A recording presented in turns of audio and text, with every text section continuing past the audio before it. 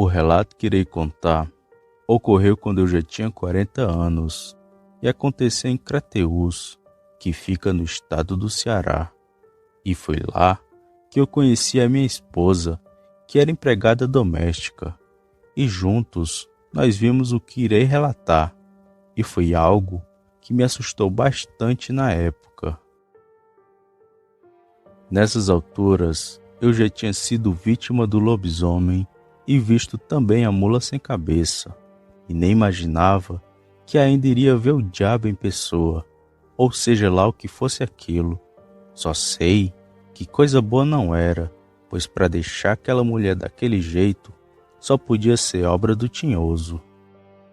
Quando cheguei em Crateús, eu já consegui um emprego como caseiro em um sítio da região. E essa foi a melhor época da minha vida. Eu trabalhava de domingo a domingo, mas era bom, por conta de que eu tinha me apaixonado pela primeira vez, e foi pela Maria, mulher que hoje é minha esposa. Ela trabalhava nesse sítio junto comigo, só que ela ficava dentro de casa e eu cuidando dos bichos. E sempre que dava, a gente ficava aos beijos, e vivemos felizes ali por um tempo. Até que aquilo aconteceu. O dono do sítio tinha 2 filhas e uma esposa, e ia para lá somente nos finais de semana. Mas teve uma vez que sua filha mais velha ficou lá, junto com a mãe. Nós não entendemos o motivo dele ter feito aquilo, mas mesmo assim, relevamos e continuamos a trabalhar normalmente, até a noite que tudo começou. Numa madrugada, comecei a ouvir gritos de terror de uma mulher. Eram altos e vinham da casa grande, que ficava do lado da minha. E como a mulher do dono e a filha dele estavam lá, eu não quis me envolver, por medo de que me dessem uma bronca. Mas mesmo assim, eu fiquei observando para ver se tinha acontecido algo. Mas depois dos gritos, nada de novo ocorreu. E só foi pela manhã que eu descobri o porquê daquilo tudo. Minha esposa, que dormia na casa, disse que os gritos eram da filha do dono do sítio. A Maria se acordou e correu para ver o que tinha acontecido e viu a mãe dela com o cabelo da moça na boca. Foi algo tão estranho que ela não ouvia e nem soltava a própria filha. E ela só soltou depois que minha esposa cortou o cabelo da menina. E quando ela se soltou, as 2 correram para a cozinha e a mulher ficou no quarto comendo o cabelo da filha. Minha esposa então pediu para que eu não contasse a ninguém daquele ocorrido, para preservar o nome da família. Eu então fiz o que Maria me disse e tentei esquecer daquilo, mas não teve jeito. A esposa do dono do sítio só ia ficando cada vez mais estranha. Primeiro, foi porque ela não saía mais de dentro de casa e vivia trancada no quarto escuro. E segundo, que ela vivia correndo atrás do povo.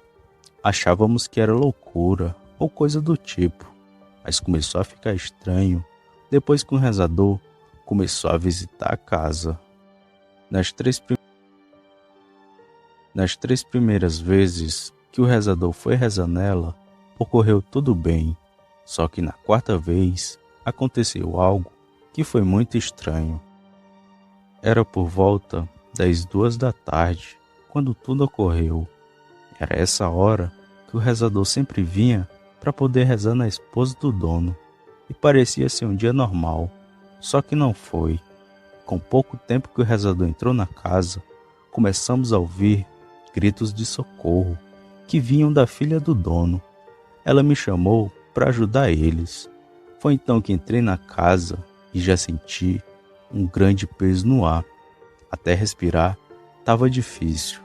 Foi então que entrei no quarto e vi o rezador e a Maria tentando segurar a mulher do dono do sítio. E além deles, vi uma figura escura que parecia um homem de chapéu que estava bem do lado deles. Na hora, eu fui ajudar, e quando peguei no braço da mulher, ela estava gelada, Nem parecia que ela estava no sertão quente. Eu peguei e segurei ela pelo braço. Foi quando ela falou palavras estranhas e embaralhadas, só que com voz grossa, que nem de um homem. E tava eu, o rezador, e a Maria segurando ela, mas mesmo assim, ela ainda tinha mais força que nós três juntos. Foi quando ela empurrou a gente e foi para debaixo da cama. Na hora, minha esposa saiu com medo, e eu e o rezador ficamos lá, mas nada podíamos fazer, pois ela tinha uma força que não era comum. Depois de um tempo, o rezador fez umas orações nela, mas de nada valeram, e depois nós saímos do quarto e ficamos na sala conversando. E ele disse que tinha uma coisa maligna nela, que ele não sabia de onde vinha, e que só ia resolver se levassem ela a um padre. Foi então que ele saiu e ficamos ali por 3 dias. E nesses 3 dias, a mulher passou sem comer e nem beber por estar naquele estado. Até que o dono do sítio veio e pegou a esposa e levou ela para um lugar que não sei onde. E depois disso, ele demitiu a gente e ainda pediu para que não falasse daquilo para ninguém. Nós então saímos do sítio e ainda moramos 2 meses lá em Crateús. E o dono do sítio nunca mais voltou. Foi então que eu e minha esposa fomos para Itaitinga, que era onde a família dela morava. Esse foi o último caso sobrenatural que presenciei.